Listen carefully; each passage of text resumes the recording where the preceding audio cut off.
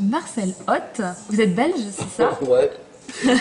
Bientôt, nous annexerons la France. Ah oui? Ah, je croyais que c'était le contraire, excusez-moi. Ah oui, on est bien dans notre royaume. Je croyais que vous n'aviez plus de gouvernement et qu'on allait carrément vous envahir Non, et c'est ce qu'on dit, ça, rajouter une région à la France. Vous avez écrit À l'aube spirituelle de l'humanité, une nouvelle approche de la préhistoire. Et en fait, quand j'ai vu votre livre sur le site d'Odile Jacob, je sautais sur ma chaise en me disant « Mais oui, mais bien sûr, commençons par le commencement !» Mais je vous avouerai que ça me laisse plein d'interrogations. C'est fait pour.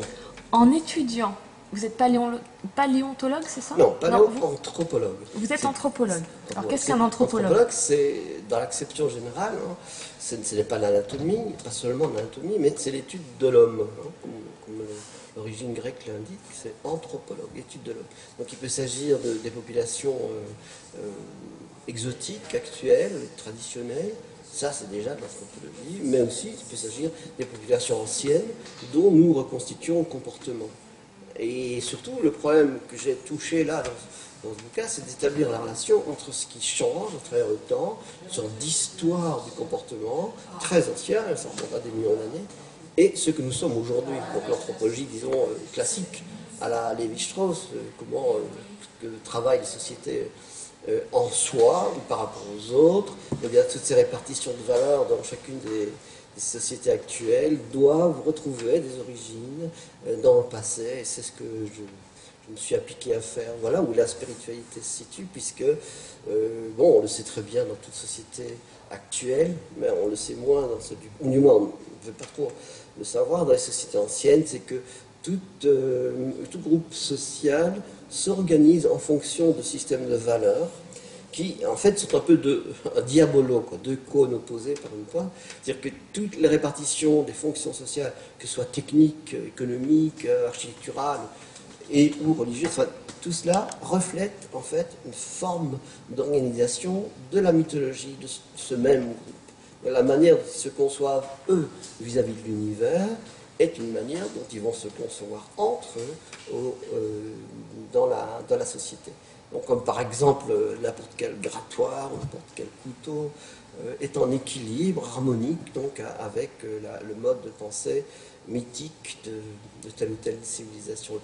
Une fois ça acquis, comme étant une sorte de guide structurel dans la pensée humaine, alors il faut aborder toutes les variations, qui sont extrêmement complexes.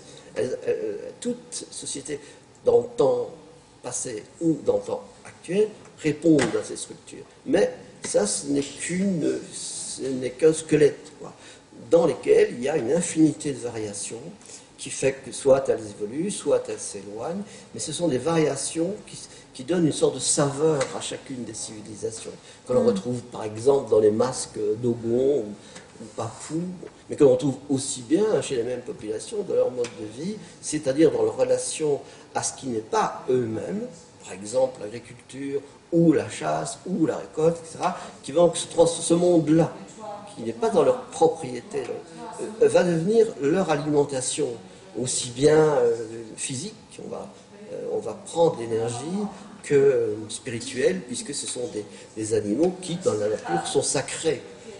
L'homme de toute société, l'homme traditionnel, sait qu'il fait partie d'un monde homogène. Et ce monde homogène, puisqu'il en fait partie, s'il en prélève quelque chose, il est en train de détruire une partie de cette chose dont il est lui-même constitué.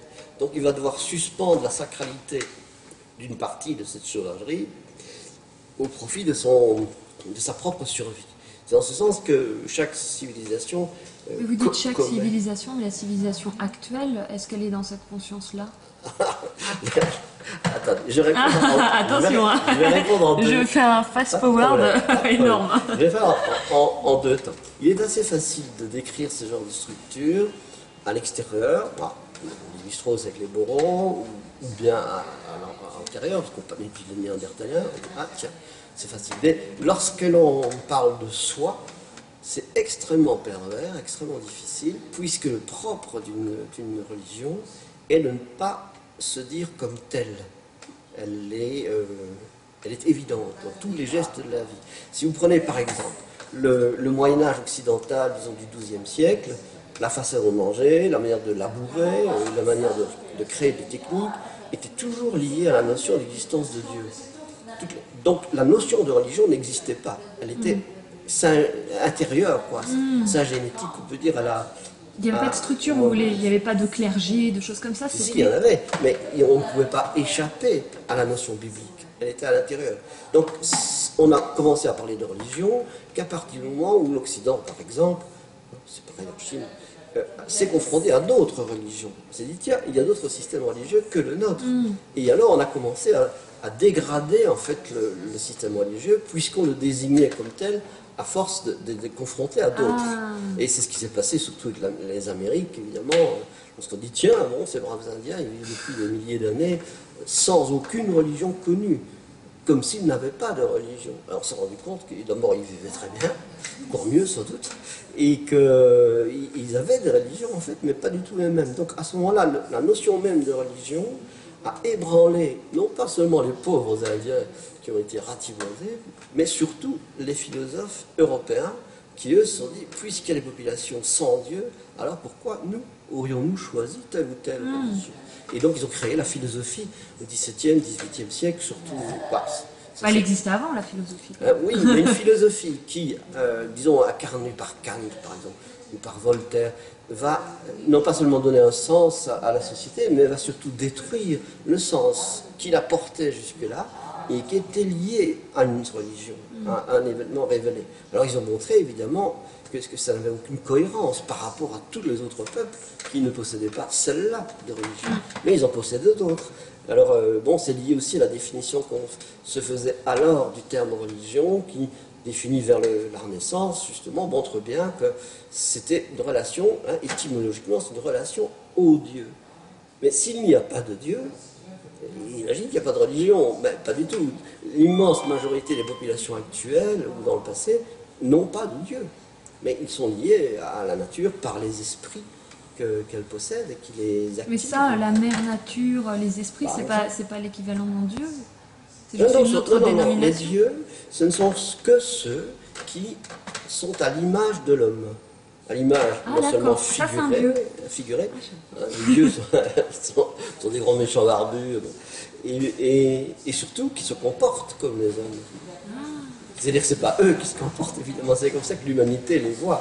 C'est-à-dire qu'elle a triché avec son destin, après 3 millions d'années d'existence, avec quelques milliers d'années, pour nous c'est rien, elle a dit, tiens, puisqu'il y a des forces que nous ne maîtrisons pas, mais que nous sommes en voie de maîtriser, par l'agriculture, par la société, par toutes les techniques, alors les forces en question devraient avoir notre image. Et c'est là que les religions au sens strict, relation au Dieu, apparaissent très tardifs pour nous. Si ça fait quelques milliers d'années avant l'heure, bon, c'est rien par rapport aux centaines de milliers d'années qui ont précédé et qui, elles aussi, étaient religieuses dans le sens strict, c'est-à-dire d'une conception métaphysique de la destinée. Alors pour en revenir à votre question impertinente. Oui, c'est moi. On m'a dit ça quand j'étais là. Si j'ai pris l'exemple du Moyen-Âge, Moyen-Âge profond, comme le XIIe ou le XIe, là où vraiment personne ne pensait à autre chose qu'une forme de divinité. Eh bien, eux en étaient convaincus, au point tel que les idéologies du XXe siècle, comme le communisme, le nazisme, tout ça, étaient une forme de religion pour ceux qui le vivaient. Donc il n'y avait pas d'autre vérité que celle-là, que le dogme. Eh bien, ceux-là ne le savaient pas. J'ai des bons amis qui étaient communistes et qui étaient nazis, même pendant la guerre, et qui m'ont dit, bon, on avait 20 ans, on était persuadés que c'était vrai. Eh bien, je pense que tant que notre propre société, selon la réponse à la question que vous venez de me poser, ne croit pas qu'elle est religieuse, alors c'est grave. C'est grave. C'est-à-dire qu'elle est sur des voies qui est déterminée par Dieu sait quelle force, pour y revenir, je vois bien lesquelles, mais c'est des forces contre lesquelles on ne peut pas, on n'a pas le droit de s'opposer, exactement comme dans tout système religieux, même intégriste, puisque non seulement c'est intolérant de se comporter autrement, mais qu'en plus, toutes les valeurs sont axées sur telle ou telle sacralisation. Et ça, c'est encore plus grave parce qu'on ne le dit pas comme religieux. On ne dit pas comme quelque chose d'aléatoire que l'on puisse choisir ou pas choisir. Non, non, non, c'est comme ça qu'on doit être. Est-ce que, par exemple, le dieu de la consommation pourrait être une forme de... Non, on ne peut pas dire que le dieu de la consommation, on pourrait dire que le rituel de la consommation. Il ne faut pas confondre rituel. Le rituel, c'est-à-dire une manière de réenclencher le rapport entre une force et l'homme. Donc ça, ce sont des rituels, comme une messe, par exemple, comme un exercice chamanique, par exemple. Eh bien oui, la consommation, c'est une façon de rituel, et le dieu, là, c'est l'argent, c'est le profit. Hein, c'est cette espèce d'illusion, hein, comme toute religion, dans laquelle on placerait ceux qui ont plus de telle ou telle chose, plus haut que les autres, en l'occurrence, plus d'argent. Et c'est évidemment ce qui court partout, à la télé, dans quel média, comme si arriver signifiait avoir plus d'argent. Et ça pousse les gens dans n'importe quelle publicité, quoi. Ou bien à imiter ceux qui en ont. Ce n'est pas la seule chose, parce que celle-là, bon, comme vous venez de le montrer, est assez évidente, mais elle peut être beaucoup plus subtile. Par exemple, la notion de république, moi qui viens d'un royaume, est souvent utilisée comme terme sacré. C'est-à-dire qu'elle ne requiert pas d'explication. Comme si, j'ai souvent entendu Chirac, la larme à l'œil, c'est contre l'esprit de la République. Bon, alors, bon, il n'y a plus de débat. Oui, l'explication s'arrête là. Comme si c'était une démonstration logique et éternelle. Ouais, je pense d'exemple là, parce que je suis en France et que je taquine, mais il y en a beaucoup. Par exemple, la notion de justice, la notion de démocratie, on ne touche pas à la notion de démocratie, comme si c'était une religion. Alors que, bon, il faudrait à chaque fois non seulement démontrer sa valeur, et surtout la nuancer cas par cas pour voir si vraiment elle a une fonction. Il ne faut pas l'imposer. Et je pense que la science, pour en revenir carrément au fond de mon problème, la science, comme la biologie, comme la paléontologie, elle a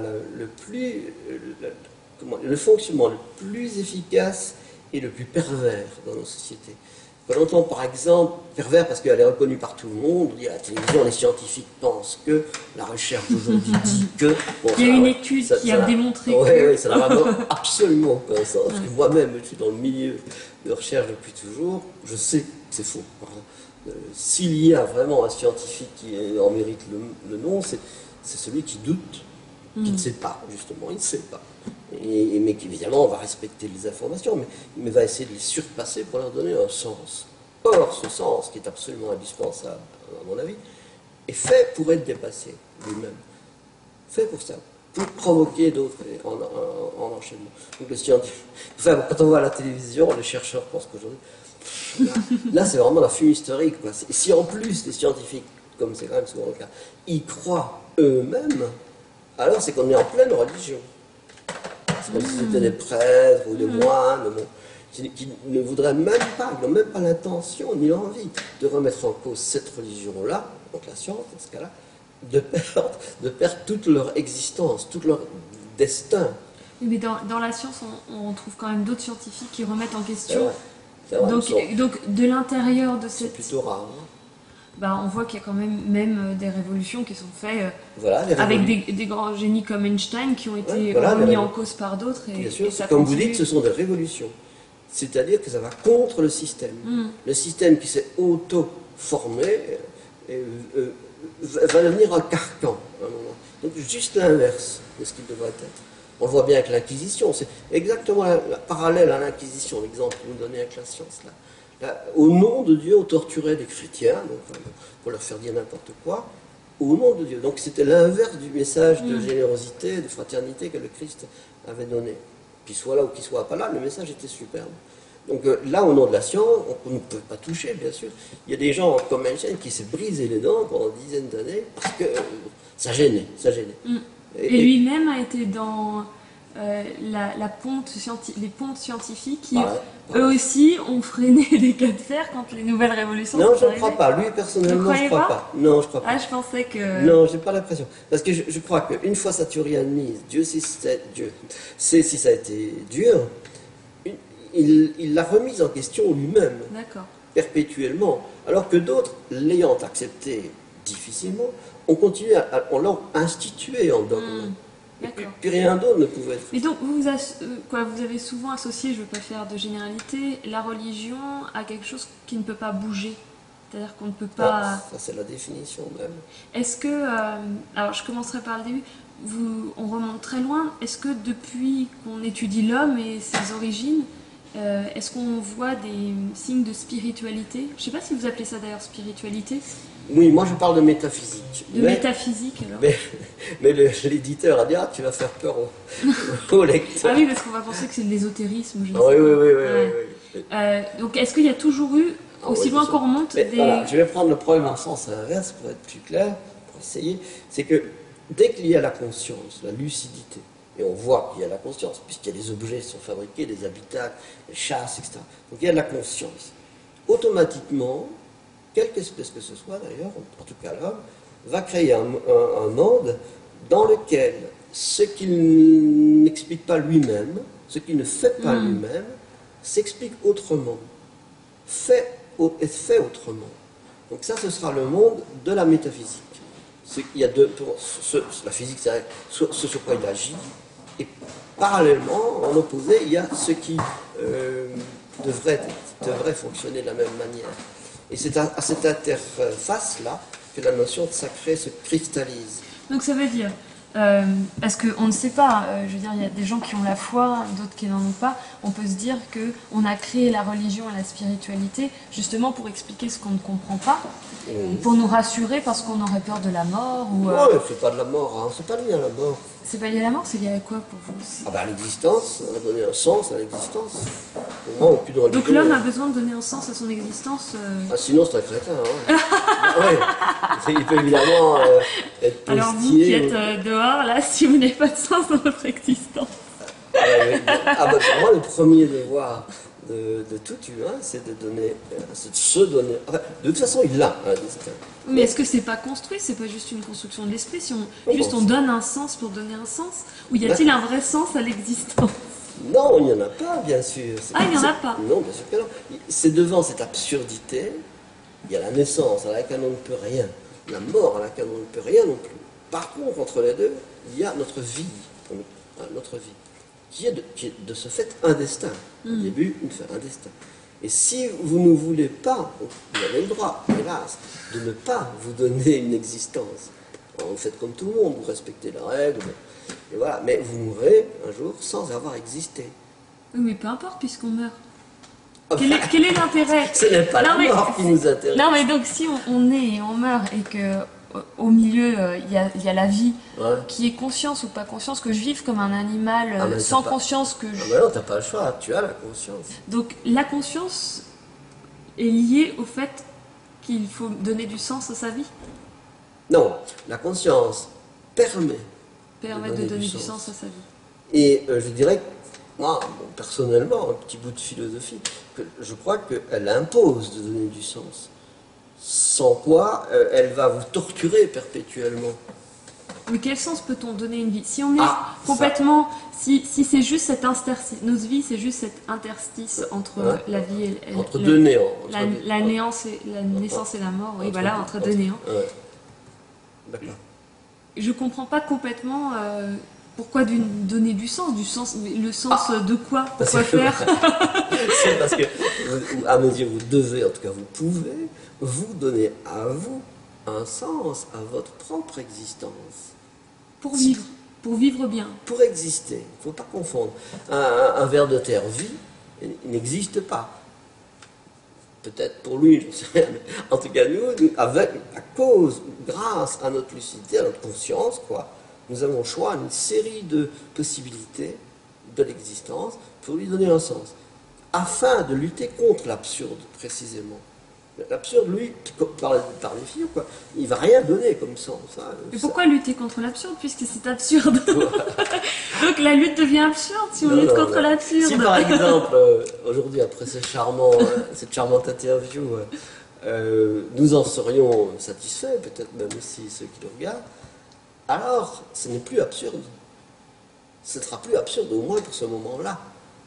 On aura injecté. Je pense que chaque personne humaine possède d'énormes richesses affectives, émotionnelles, intelligentes, mais elles ne sont guère, on en revient à la notion de religion, quoi. Elles ne sont guère encouragées parce que le système social, même inconsciemment, peut-être tout à fait inconscient, en a peur, donc les restreint, donne des règles.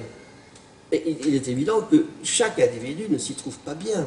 Donc de manière à non pas vivre, mais à exister, il faut les juger, les trouver opportunes ou au contraire malencontreuses, et lutter pour exister. D'un moment à un autre, on peut se retourner, simplement dire, voilà, nous avons existé cette minute précédente-là, ou bien cette année, ou cette vie. D'accord. Sinon, on arrivera alors à ajouter de l'absurde, en plus de l'absurde de notre propre condition. Est-ce qu'on peut vivre sans religion? Puisqu'en fin de compte, il y a eu une époque de l'histoire de l'humanité où on vivait sans religion. Est-ce qu'on a besoin de la religion pour vivre? Quoi, pour organiser notre société? Il n'y a jamais vu, nulle part dans l'histoire de l'homme, ni nulle part dans l'homme sur la Terre, de société sans religion. C'est quand même un énorme point d'interrogation. Comment ça se fait? Ah voilà, oui, bien sûr. C'est fou, non? Non, Qu'est-ce que ça dit de ça l'homme, veut quoi? dire qu'on a toujours besoin, plutôt que les systèmes sociaux ont toujours besoin d'une notion de vérité. Dans toute pensée, il faut qu'il y ait contre elle une vérité supérieure, même dans les pensées scientifiques. Si la science est venue, c'est parce qu'elle cherche à reculer l'inconnu, donc à défier à ce qui n'est pas connu. Donc ça, c'est l'aventure religieuse. Le fait que, religieuse, j'y reviens, le fait que les sociétés soient toujours comme ça ne me dérange pas. C'est un peu comme si vous me demandiez pourquoi les hommes mangent-ils. Ah non, parce que ça c'est physiologique, alors que, la pas du tout. Le langage, ça paraît plus intangible quand même, la spiritualité. Il y a bien des athées. Pourquoi on ne pourrait pas vivre dans une société totalement athée? Ça n'existe pas. C'est ça. Chaque individu, personnellement, lui, peut se dire athée. Je ne pense pas qu'il le soit, mais non, parce qu'il a des valeurs qui remplacent celle-là. Bon, d'accord. Il se dit athée. Pour moi, c'est de la vaste blague. Par exemple, les francs-maçons, c'est vraiment les pires des intégristes. Hein, même s'ils ont des lois, des règles, des refus. Attention, ils vont vous trouver. Hein. Je suis libre. Je suis là pour penser. J'ai rien contre personne, mais j'ai le droit de penser. J'ai le devoir de penser. Donc, toute société possède ce système de valeurs parce que, je répète, la manière de penser, rien que penser, implique quelque chose qui n'est pas pensable, mais qui est vrai. Donc chaque fois, si c'est vrai, il faut qu'on le découvre, il faut qu'on le recherche. Il faut voir la religion. Mais il ne faut pas parler de religion dans ce sens habituel du terme. Hein. La religion, c'est du passé déjà, depuis longtemps. C'est pour ça d'ailleurs qu'on en parle si volontiers. Hein. C'est parce que, hop, c'est perdu dans une histoire qui serait dépassée, mais les fonctions qui étaient là, qui étaient assumées, équilibrées par les religions, elles sont toujours là, évidemment. C'est pas parce qu'on a abandonné, par exemple, la chrétienté ou l'islamisme que les besoins ne seraient plus là tout à coup. Ils sont simplement décalés, reportés sur autre chose. On parlait de l'argent tout à l'heure, on peut parler de la science, qui est pour moi vraiment l'axe de la religion actuelle, de la société actuelle. La franc-maçonnerie, c'est une sorte de caricature religieuse. Décidément. Encore pire que d'autres. Ben oui, parce qu'on en parle. Elle est encore plus intégriste que les autres. Vous savez, en Belgique, il y a les conflits sanglants entre, pas seulement les wallons-flamands, c'est pas ça, c'est entre les universités catholiques, bon, et les universités libres, entre guillemets. Alors, pour les catholiques, on voit bien ce que c'est. Les libres, c'est assez absurde, parce que quand on est universitaire, on doit... Ouh, je sens que vous êtes une université catholique, vous. Non, vous avez un parti pris, j'entends. Non. Ce qui m'agace, effectivement, c'est que quand il est catholique, c'est peut-être con, mais on sait ce que c'est. Alors que libre, non. Alors que libre, c'est juste le contraire. On dirait qu'ils font encore pire, puisqu'ils sont anti-religieux. Bon, on doit être comme on est, c'est tout. Pas besoin d'être anti quoi que ce soit. Non, il y a encore un troisième réseau qui est un réseau d'État. Voilà, je me situe. La troisième force. Ouais. De toute façon, moi je serais dans le fond d'une mine à charbon, je continuerai à être moi-même, hein, libre. De toute façon, c'est beaucoup plus gai. Et bon, pour reprendre d'autres exemples, à l'opposé, disons, du dogme scientifique, il y a l'émotion, il y a l'art, il y a la musique, il y a l'amour, toutes les émotions fortes qui, elles, sont les seuls vrais moteurs à l'existence. Car les scientifiques pur jus, tout ce qui est Einstein, et j'en ai connu quand même pas mal, eux m'avouaient après 4 ou 5 heures que c'était pas du tout leur théorie ou leur machin qui les intéressait, mais c'est la beauté de leur théorie. Oui, la beauté de, oui, j'ai déjà entendu, oui. leur astrophysique. Eh ben, j'ai vu, et c'est Étienne Klein, il n'y a pas longtemps, qui parlait d'une équation qu'il faisait pendant 1h30 et du plaisir et du bonheur à la dérouler pendant 1h30 et du moment de ah, c'est beau. J'ai fait des maths pures là, à un moment, et vraiment, bon, je fais autre chose, mais vraiment, je sentais l'élégance d'une seule, parce que pour résoudre une équation, il y a plusieurs voies. Chacune très compliquée, mais il y en a une plus belle. Oui, une plus belle, oui. Plus élégante. Et ça, les scientifiques, alors, ce qu'ils sont entre eux, hein, moi aussi entre moi, avouent que oui, non, vraiment, il y a une beauté. Et cela satisfait une sorte de soulagement. Ils cherchent, ils trouvent, ah non, c'est un soulagement. Donc c'est émotionnel. Exactement comme devant une peinture, ou devant plutôt un peintre qui crée sa peinture, ou un écrivain. Ouais, et ça, pour moi, c'est vraiment la seule chose qui existe. Mais elle n'existe pas que en soi, elle n'est pas seulement dans la création, mais en la découvrant, quoi.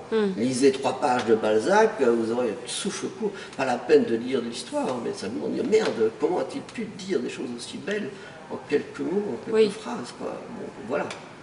Ça, bon, moi j'en lis souvent, je comprends rien à l'histoire, je m'en fous, mais dire ça comme ça, j'en suis sidéré. Pareil pour la physique, ou la mathématique, ou l'anthropologie. Bon, il y a beaucoup de travaux comme la mythologie, bien sûr, où il y a une telle élégance intellectuelle, quoi. Lisez le Lévi-Strauss, n'importe quoi. Non seulement une belle phrase, mais en plus des idées géniales, auxquelles vous n'avez jamais pensé, mais qui correspondent pile à toutes les données. C'est comme s'il y avait un voile comme ça, qui couvrait une masse de données chaotiques et qui, hop, les englobait toutes et leur donnait un sens. La beauté. Ça, c'est de la beauté, ouais. Bah écoutez, merci beaucoup. Merci pour la fleur aussi, de m'avoir offert une fleur, c'était merveilleux. Elle est là, c'est ma fleur. Et de m'avoir reçu dans ce lieu extraordinaire. Extraordinaire. Voilà. J'ai l'impression d'être avec Indiana Jones.